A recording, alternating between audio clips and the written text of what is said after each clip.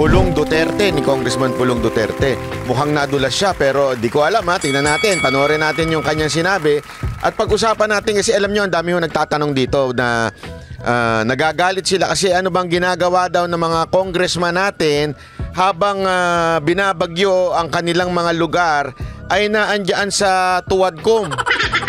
Yung Quadcom, alam nyo yun. Diba? Grabe o, kagabi, habang bumabagyo ay inabot po ata hanggang madaling araw yung kasi nanonood ako, hindi ko na nga natapos eh. Mga alauna na, hindi pa tapos. Nagsimula ng sobrang aga, tanghali, tapos mga alauna na ng madaling araw, wala pa. Ang dami na nga nagko-komento doon, sinasabing, hoy, magtrabaho naman kayo. Puntahan nyo naman yung mga lugar ninyo. Binabaha na. Habang kayong Tuwadcom, nandiyan. Nako. Ito naman pala ang dahilan. Ito naman po pala ang dahilan kung bakit di umano na andyan itong mga Tuwadcom na ito. Gusto nyo malaman kung ano dahilan, kung bakit nandyan sila? Panoorin muna natin itong interview ni Congressman Paulo Duterte o Pulong Duterte. Pasok. Sir, the President has signified his intention before to attend sa Quadcom. Ikaw bilang pangalan niyang anak, bibigyan niyo po ng payo si Presidente, even sasamahan ko nga sana, ayaw niya sa Congress. Oo, ayaw niya So you did not encourage him not to join? So ang tanong ano ho bang balita? Ganito. Hindi nyo ho ba diniscourage? Paulit-ulit yung tanong dito Diniscourage na umatin ng Quadcom. O baka naman sinabihan nyo, huwag ka na umatin ng Quadcom kasi mga demonyo yung mga buwaka ng inang buhaya yung mga yan Hindi, tinatanong lang kung gano'n ba ang sinasabi ni Pulong Duterte kung pinigilan niya ba yung kanyang ama na umatid ng Quadcom. Ito ang sagot. Ay, hindi naman. Bakit naman? Bakit naman daw niya pipigilan yung pag-attend dun sa mga buhaya? Kayang-kaya naman daw ni Pangulong Duterte yan. Yeah? So kahit sa Senate, sir? Ayan, inuulit pa kahit sa Senate? Sa mga kapatid ko pero hindi namin napag-usapan na ko siya na huwag pumunta. Sinabi ko pa nga, samahan ko siya. Sabi pa nga daw niya ay sasamahan pa daw siya doon sa mga buhaya. Yan ang sinabi ni Pulong Duterte, ni Congressman Pulong Duterte, ni Paulo Duterte, na sasamahan daw niya. Pero ayaw daw talaga ng kanyang ama. So you know why? Bakit okay lang sa inyo mag-attend si Presidente sa Quadcom? Bakit ganun yung tanong? May I ask you why? Why gusto ninyong papayag kayong pumunta doon? Ba't hindi tanungin, bakit ayaw ng tatay mo? Para bagang pinipilit nila na sabihin na ayaw ba talaga? Bakit nyo pinilit? Bakit Parang ang dating talagang inaano nila Bakit naman hindi? Yan tuloy, barado siya. Bakit naman hindi? Ang kulit mo paulit-ulit ka. Sinabi na nga At gusto nga namin siya umatin pero ayaw niya Hindi. Bakit gusto mo siya umatin? Di sige, wag na. Wag na lang. Yun ang ayaw, yun ang gusto mo sagot Walang ganun. Sinabi lang niya na bakit naman hindi? Ano bang problema? Kayang-kayang sagutin ni Pangulong Duterte yan. Ganyang atapang talaga Diba? Ano bang masama kung pumunta siya doon? Ano ba daw masama kung pumunta siya? Grabe. Sir, pero ano reaction niyo na yung Quadcom patuloy na inimbestigahan yung supposed drug? Ano daw ba reaction nyo na patuloy ang investigasyon ng Tuwadcom? Ito, tanong Ito, pakinggan niyo yung sagot At obserbahan nyo si Paulo Duterte. War reward system dun sa tatay na po. Gusto niyo malaman kung magkano sila per hearing? Nako! Ayan ang binitawan niya. Gusto niyo malaman kung magkano sila per hearing? Tapos medyo kabig siya. Pero yan ang sinasabi, magkano sila per hearing? Ang yan niya. Ayoko na lang magsalita pero balita ko makakabili ka ng Rolex. Gago! Anak kayo ng wewe, ha? Kaya naman pala, kahit binabagyo, tuloy-tuloy ang hearing. Gago! Ay, kaya naman pala yung iba dyan, wala nang maitanong. Pati jowa, tinatanong. Gago! Hindi, di ba pansinin ninyo, wala nang kwenta yung mga tanong. As in, wala na yung kwenta. At saka yung mga, wala namang kinalaman, nagpupunta sa hearing. Gago! Alam nyo kung bakit? Sabi nga ni Pulong Duterte, gusto nyo malaman kung magkano per hearing. Ay, kung magkano bawat punta nila. Gago! Ano sa tingin nyo? Magkano? Komento nyo dyan sa baba. Kasi kaya naman pala enjoy na enjoy yung mga congressman ngayon. At hindi sila magkasundo na isang komite lang. Dapat silang lahat share. Kaya naman pala, kaya naman pala napakaraming pinamimigay during the campaign. Gago! Alam nyo na mga kababayan, ang nakakalungkot dito, pera ng taong bayan yan. Naku po, patay tayo. Oo, sabihin mo naman ko. Wag na, joke lang. Wag na, joke lang yun. Ay, ikaw talaga. Alata ka nun, ikaw talaga. Obvious naman yung mga birada mo. Ay, nadali tuloy, no? Di ba? Ano sa tingin ninyo, mga kababayan? Gusto ko lang malaman, ha? Ito, tanong lang naman ito. Gusto ko lang malaman. Sa tingin nyo ba nagjo-joke si Sir Pulong o si Congressman Pulong o siya po ay totoo po yung kanyang sinasabi? Kayo po magsabi. Ano sa tingin ninyo? Totoo o hindi ang kanyang sinasabi na may bayad ang bawat congressman pagka merong hearing? Gago! Ay, nako naman, sobra ka naman banat bay. Hindi totoo. Ulitin natin yung bahagya na yan, ha? Ito. Pasok. Gusto nyo malaman kung magkano sila per hearing? Ay! Magkano ba? Oo, sabihin mo naman ko. Wag na, joke lang. Ikaw talaga. Lahat ng hearing ngayon, from Senate to House, lahat. Bayad yan. Ay, bayad. Ay, bayad yan.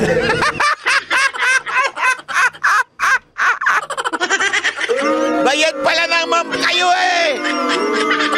Anak kayong tutsang kalabaw. As in sabi niya, di ba joke? Tapos biglang, bayad dyan.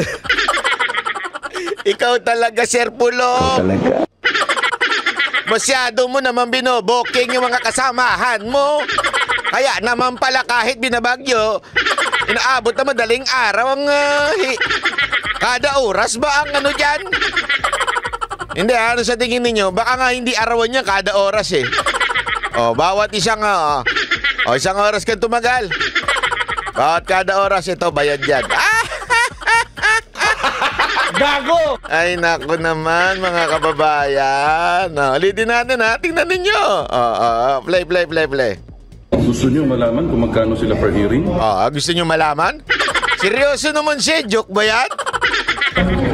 Ang problema, walang Ito kung bakit niya nasabing bayad dyan, wala kasi nag-follow up talaga, magkano? Sige na, sabihin mo na magkano, walang ganun Oo, sabihin mo naman ko.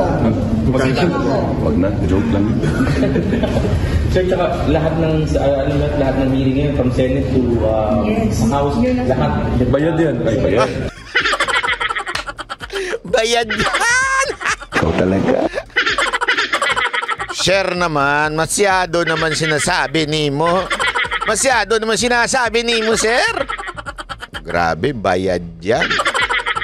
Ngayon, mga kababayan, malinaw na ho dito sa sinasabi ni Pulong Duterte. Although, sabi nga niya, joke yan. But again, sabi nga nila, joke is half meant truth. Di ba? Kaya naman pala, inaabot na madaling araw, kahit kalagitnaan ng bagyo, tagtsatsaga sila. Kasi tayo naman, wag naman tayo magaguhan. Yung mga congressman na yan, magtsatsaga ba yan hanggang madaling araw? Para lang alam mo, eto walang biro. Pag pinanood ninyo yung hearing na yon, matatawa kayo kasi kahit yung mga simpleng tanong tinatanong pa. Yung parang namang pantangayan tanong mo. Obvious ba? I mean, di ba, kasi yung mga tanong nila talagang, ha? Hindi nyo alam, trabaho namin yan, manghuli ng mga ninja cops. Trabaho namin manghuli ng mga durugista. Sasabihin pa nila, ano bang ginagawa ninyong klaseng paghuli? Yung mga tanong yung, ano bang klaseng paghuli ng mga ilalagay yung kamay sa harap, tapos pupusasan. Tingnan ninyo. Ulitin natin, ha? Nakakatuwa ito eh. Ano bang masama kung pumunta siya doon? Sir, pero ano reaction niyo na yung Quadcom nga patuloy na inimbestigahan yung supposed drug war reward system dun sa tatay niyo po? Gusto niyo malaman kung magkano sila per hearing? Magkano per hearing? Hulaan ninyo. Ha? 1 million per hearing ang bawat congressman? 500,000 bawat hearing ang congressman? Pag may overtime, additional 200,000 bawat congressman. Hindi ko alam, ha? Hindi ko alam. Wala akong alam. Nililinaw ko lang, ha? Pero sa bitaw ni Pulong Duterte, sa tingin nyo, papayag ng 50 pesos yung mga congressman. Hindi, bigyan kitang 2,000. Umatin ka lang dyan. Pagtsatsagaan kaya ng congressman yun? Hindi, diyan kayo magtataka kung bakit nakapatik. Bakit hindi naman, alam mo yon, dati yung sapatos mumurahin, ngayon naka-LB na pati sapatos. Actually, yung LB sa kanila, mura yan. Mga lumang bag yan. Hindi, para sa kanila yung LB, tayo mga dukha, tayo mga mahirap. Hindi tayo bibili ng LB. Sinturon na 30,000 pesos, 50,000 pesos. Sino tamang gunggong ang bibili? Hindi, ako talaga, hindi ko malubos maisip eh. Yung ako, bibili ako ng sinturon na 30,000 o 50,000. Ano, papayat ba ako dyan? Hindi, kung merong kapangyarihan yung sinturon na yun, pag sinuot mo, pumayat ka. Kahit 100 yan, bibiling ko yan. Kahit 100,000 yan. Pag susutin mo, bigla kang papayat. Ano makaimbento ang AI ng ganun eh, no? AI talaga no, pagsuot mo. Hindi eh, di ba? I mean, pare-pareho naman yan. Kahit sinturon na mumurahin, pareho lang naman nagagawa niyan eh. Para hindi malaglag yung wala kang puwit. Hindi kanya pag wala kang puwit eh. Kaya kailangan, ang sinturon mo umaabot hanggang dito sa butas ano eh. Puson mo eh. Di ba? Alam ko yan. I can relate. Di ba? Pero sana nga lang kung may sinturon na pampapayat, hindi kaya sinturon na hindi malalaglag yung pantalon mo kahit anong gawin. Bibiling ko talaga yan kahit 100,000 yan. Pag-iipunan ko yan mga 1 taon. Pero pambihira,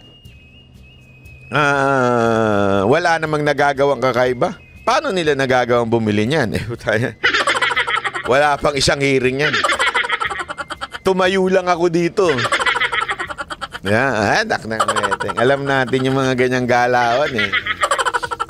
Kaya naman pala, yung dating mga kaalyado, hindi ko na lang babanggitin kung sino, may kilala ko dyan eh. Isang kaalyado. Baka Duterte, sip-sip sa mga Duterte yan dati. Meron akong kilala dyan. Lagi yung sip-sip yan kay Duterte. Pero ngayon, nagulat talaga ako. Hindi yung si Barbers, hindi yung si Barbers, meron ako isa pang kilalang congressman dyan eh. Sip-sip sobra yan eh. Friendship ko pa nga yan eh. Pero ngayon, umattend ng hearing out of nowhere. Nagtanong ng kung ano-ano. Matatawa ka. Ngayon, I understand. I understand kung bakit siya umattend ng hearing. Kailangan ng campaign funds. Talaga? Di ba? So alam nyo na mga kababayan kung bakit ganyan yung mga yan, kung bakit sila uma-attend, di ba? Alam na po natin, no? Nako, pambira. Pambirang buhay ere, oo. Kaya naman pala ubus pera. Ubus pera pala dyan eh. Magkano ba? Oo, sabihin mo naman ko. Wag na, joke lang. Sir, tsaka lahat ng hearing ngayon from Senate to Yes. House, lahat. Bayad yan. Ay, bayad. Hindi talaga siya na ano eh. Kasi sinabi niya, bawiin ko na nga lang. Joke yan. O pati yung mga Senate hearing ngayon, bayad yan. Lahat directed sir sa Duterte. Ano masabi sa ganitong sitwasyon? Tingnan niya. Pero yung media, parang hindi pinapansin. Ito lang sa SMNI. Oh. Tingnan ninyo ha. Siyempre, hindi naman masyadong umaano yun. Pero itong mga ibang media, tuloy-tuloy yung tanong, hindi man lang inulit. Hindi kasi kaya hindi nagsalita itong taga-SMNI kasi pagkakataon na po ng sabihin, time na ho nung mga ibang media magtanong, kaya hindi na ho siya umihirit dyan. Parang balang yung kayo ngayon, sir. Siguro yun yung definition ng trabaho nila. To investigate the Dutertes. Yan siguro na ang mandato sa kanila. So okay lang. Ayan. Ako sa tingin ko, kaya hindi siya nag-iingat si Pulong kasi siyempre, congressman din siya, pwede ho siyang ma-ethics dyan. At pwede siyang tanggalin. It will not benefit yung pag-stay niya. Ibig sabihin, mas lalo sila malalagay sa dehado. Hindi niya masasamahan yung ama niya just in case they decided to go. Kaya yung lang niya, pitik lang ika nga. Pitik lang, hindi ho talaga sinagad-sagad ni Pulong yung kanyang binitawan. Kasi baka mamaya siya naman ang tirahin dyan at lalo lang mabulilyaso yung kanilang pag-stay dyan. So mga kababayan, tayo na lang ho ang maghusga. Kung totoo ba sa tingin ninyo na bayad ho ang mga congressman kaya tuloy-tuloy ang hearing o hindi. Kayo po, i-comment nyo ho dyan at babasahin ko po yung mga komento ninyo kung bayad o hindi ang pag-attend ng bawat congressman. Kasi talagang yan ang tinatanong ng taong bayan ngayon. Bakit ang tagal ng hearing na sana kung meron pa silang, ang weird kasi dito nga yung tinitingnan ko pinapanood ko, yung mga tanong, paulit-ulit nang dinina yung reward system. May nag-a-accuse na merong reward system, pero dininay na yung reward system ng iba pa, kasi may binanggit itong babae, si Garma, na kung sino-sino. Pero yung mga binanggit niya, dininay naman. Diba? So, hindi ko maintindihan, ano pa ang hinahanap nila? At sabi nga ni Marcoleta, diba? Sabi ni Congressman Marcoleta, wala namang batas. Supposedly, kaya ka nga dapat gumawa niyang ganyang quadcom na yan, is in aid of legislation. Anong ibig sabihin ng in aid of legislation? Para makagawa sila ng batas. Yun po ang dahilan kung bakit nagkakaroon ng pagdinig. As a matter of fact, hindi nga ho tinatawag na accuse yung mga iniimbitahan. They were called to be a resource person. Ibig sabihin, kaya ka resource person, may alam ka sa mga pangyayari patungkol sa batas na nais naming gawin. Kaya nga, dapat nakaangkla ito sa batas, ika nga. Ang problema, wala ngang batas. Pag tinanong mo yung Quadcom, ano ba ang gusto ninyo? Meron ba kayong proposed law? Kaya kayo nag-i-hearing? Wala, sabi ni Marcoleta. So walang dahilan para mag-hearing sila. Bakit tuloy-tuloy ang hearing? Alam nyo mga kababayan, ang tagal ko nang tinatanong to Kasi, what's wrong? Sabihin na natin na even if they deny it, what's wrong with having a reward doon sa mga pulis na sabihin na natin naging successful ang kanilang operasyon against drugs? Diba po? So, ibig sabihin, anong mali dun? Diba ho? Sandali. In the first place, tanong muna natin sa mga sarili natin. Kalaban ba ang addict? Kalaban po ba ang mga drug pusher? O kung ayaw niya yung addict, kasi sinasabi nung iba, yung addict, biktima lang yan Putang inang ay, sorry. Napamura na naman ako. Iniiwasan ko. Hindi kasi alam nyo, yung bang sinasabing biktima lang yan, ano to, isinaksak sa ilong mo? Ito, magdroga ka. Kaya biktima siya? Pinilit siya magdroga? Hindi. Kaya wag natin sabihin, biktima lang yan. Pinili mo. Eh hindi kasi marami siyang problema. Ulul. Lahat tayo may problema. Lahat tayo may pinagdadaanan. Lahat tayo mahirap ang problema. Huwag nating sabihin na hindi, laki kasi ng problema nito kaya mag-drugs na lang. Gunggong ka. Ang dami pa dyan, mas maraming may problema, ika nga. Hindi naman nagdroga. Tapos ikaw sasabihin mo, hindi, biktima lang ako. Hindi, sa totoo lang ha, hindi kasi ako naniniwala na ang isang adik ay biktima lang. Pinili mo yan at inulit-ulit mo pa yan. Kaya nga adik eh. 'Di ba? Iba yung gumamit sa adik. Ang adik, kaya nga anong ibig sabihin ng adik? Paulit-ulit. Adik ka na, gusto mo na 'yon, 'di ba? Adik ka sa pagkain, oh. Adik ka sa sweets. Ibig sabihin nun, kain ka ng kain ng sweets. O kaya adik ka sa kape, o 'di ba? Hindi ka nang hindi nagkakape. Eh kasi nga, yun nga yung adik. So kung adik ka sa droga, ibig sabihin lang nun, inulit-ulit mo. So hindi ka biktima. Oh. So, pangalawa, yung pusher. Tinrabaho mo yan. Ginawa mo yan. Ginusto mo yan. 'Di ba?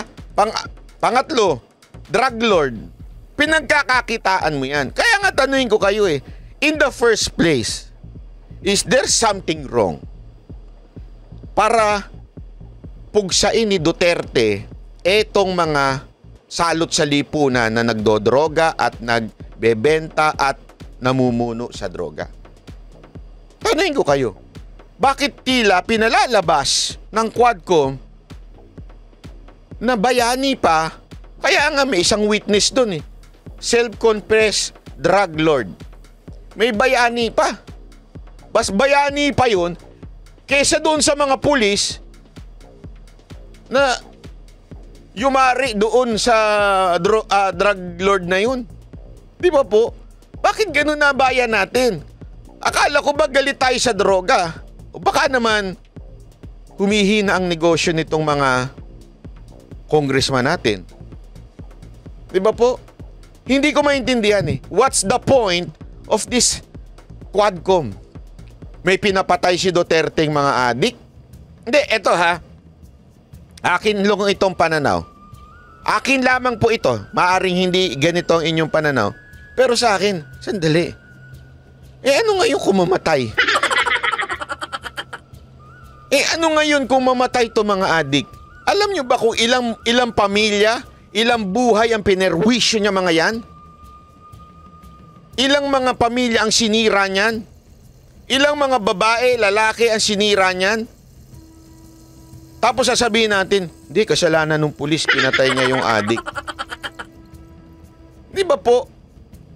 O baka naman sabihin ng iba, kasi they have to have a due process. Alam nyo, wala kasi kayo sa ground. Wala kayo sa ground na walang adik at sasabihin nila susuko at aamin silang adik sila. Hindi, aamin ako, adik ako. Pusher ako. Hanggang kaduluduluhan itatanggi nila yan. Hanggang kaduluduluhan, lalaban yan. Kasi nga adik, praning na yan eh. Di ba? Hindi pa nga nakakikita ng pulis, praning na eh. Meron sumusunod sa akin, may sumusunod. Makakita pa kaya ng pulis yan? Sa tingin mo nang gagawin yan? Hulihin mo na ako kasi adik ako eh. Adik ako, hulihin mo na ako. Di ba? Gago ba kayo? Definitely lalaban yan. Walang adik na tatanggapin niya, adik ako eh. Hindi, adik ako la. Dali mo na ako sa presinto. Mabulok ako sa kulungan. Definitely lalaban yan. Lalaban yan hanggang sa kaduluduluhan ng buhay. Ang prinsipyo nga ng adik hindi ako papahuli ng buhay. So naturalmente, sabi nga ni Pangulong Duterte, at paulit-ulit naman niyang sinasabi yan, that's why I really do not understand before why may Quadcom. Paulit-ulit naman niya sinasabi before na ang mga adik, pag lumaban yan, wag kayong papapatay. Di ba lagi niya sinasabi, unahan nyo na. And that is part of our law. That is legal. I-neutralize nyo na bago pa kayo patayin. Eh, may mga bit-bit na mga ice pick yan eh. May mga bit-bit po yan. Talagang papalago yan. Di ba ho? So, ito ang tanong natin na paulit-ulit. Bakit hindi nila tantanan yan? Alam nyo kung bakit? Sinagot na ni Congressman Pulong Duterte at sinasabi niya, ha? Bayad. Ikaw talaga. Oh. Alam nyo na kung bakit tuloy-tuloy. Kasi ako, mas gugustuhin ko pa sana kung ang pagdinig, it's not about dun sa reward o pagpatay or whatsoever. Bakit hindi kayo magdinig kung paano mapipigilan ang mga addict sa bansa natin? Kung paano mapipigilan ang mga drug lord? Yan! Pwede niyo yung magkaroon ng in aid of legislation para madagdagan yung batas na makakatulong pugsain ang mga adik o kaya mag-push kayo ng death penalty, di ba? Mga ganun ba eksena instead of paano ba natin matitigil si Duterte? Paano ba natin madidiin si Duterte? O tapos idamay na natin si Senator Bongo at saka si Bato. Hindi kasi alam nyo, lagi na lang kailangan idikit. Tapos ito pa, iaano nila sa dulo na inutos, tinatawagan ako ni Senator Bongo tungkol sa mga meron silang isang dinidiin dyan, yung taga Davao na pulis na tumatawag. So tumatawag sa'yo si Bongo. Abay gago, syempre. Sino bang sap nun? Parang dinidiin nila na, malakas ka kay Bongo, kaya siya tumatawag sa'yo? Na, oo. So si Bongo tumatawag sa'yo talaga, nakakausap mo? Huy, mga hunghang, hindi kayo sanay na si Senator Bongo, kahit tulad kong ordinaryong Pilipino, nung panahon ni Duterte, pwede mong tawagan at pwede kang humingi ng tulong o kaya mga reklamo mo sa gobyerno. Ganon ang Duterte administration. As a matter of fact, tuwing naglalakad si Pangulong Duterte noon, may daladalang calling card dyan. Number ni Bongo. Ito, tawagan mo. Pag, kunwari may lumapit sa kanya, may problema, ito, tawagan mo. Ganon na natatawagan talaga ang gobyerno noon kay Senator Bongo. Trabaho niyo kaya nga, Special Assistant to the President. SAP. Assistant. So kahit sino, kahit ordinaryong Pilipino noon, naaabot nila si Senator Bongo para po humingi ng tulong. Ganun po ang administrasyon ni Pangulong Duterte noon. Tapos dinidiin nila itong isang police colonel na sinasabi, so nakakatawag ka kay Bongo? So tinatawagan ka, ano inuutos sa'yo? Inuutos sa akin, sabi niya pa nga to verify the information, to verify kung sino yung mga pahiya tuloy. Ibig sabihin, hindi dumidiskarte ang gobyerno ni Duterte noon ng baliwala. Talagang they are verifying through the police. Eto kasi may nagbigay sa amin ng report. Drug lord daw sa ganitong lugar. Can you verify this? Tatawagan nila yung kernel. Tapos si kernel, aalamin niya sa mga, mga intelligence kung totoo ba. Tinanggi nga nung kernel na yun na na may binibigay na reward money. Wala po. So ano ibig ko lang sabihin, mga kababayan? Ganun po hands-on ang mga Duterte. Tapos sinusubukan nilang idawit lagi si Senator Bongo. Mahirap po ba unawain yun? Bakit ngayon hindi kayo nakakadirekta sa presidente? Bakit pa naging presidente yan? Kung hindi din pala kayo pwede makahingi ng tulong, kailangan ba dadaan sa Panginoon nyo dyan, sa kamera? Para lahat kontrolado? Kaya nga kibapansin ninyo, kahit nga si Congressman Richard Gomez, nagsabi na naayos talaga doon sa aming lugar ang droga. Naayos. Bakit tila ayaw nyo yun? Tila ata, hindi ko na mag-gets parang bumaligtad na ba ang mundo ngayon? Nakakampihan na natin ang mga adik? Kakampihan na natin ang mga drug pusher? Kakampihan na natin ng mga drug lord. Sila na mabuti ngayon at masama si Duterte. Hindi ko magets yun. Saan nyo nakuha yun? Saang angulo nyo nakita yun? Hindi. Kasi banat bay, anong sabi ni Pulong Duterte? Bayad. Ayun. Ikaw talaga. Bayad po kasi. Di umano. Di ba? Bawat hearing. So, wala nang, kaya nga, pagpapanoorin nyo yung Quadcom hearing, wala nang kwenta yung pinag-uusapan nila. As in, sobrang basic na. There's nothing new. Wala na. Panoorin ninyo. Personal din yung tingnan. Tapos, tanungin nyo sarili nyo, totoo kaya yung biro ni Congressman Duterte na sila'y bayad? Totoo kaya yung biro ni Congressman Duterte na bawat aten nila doon ay may binibigay na pera sa kanila? Biro yan ni Congressman Duterte. Pero ano sa tingin ninyo? Totoo o hindi? Komento kayo dyan sa baba. Pero para sa akin, kailangan pa bang i-memorize yan?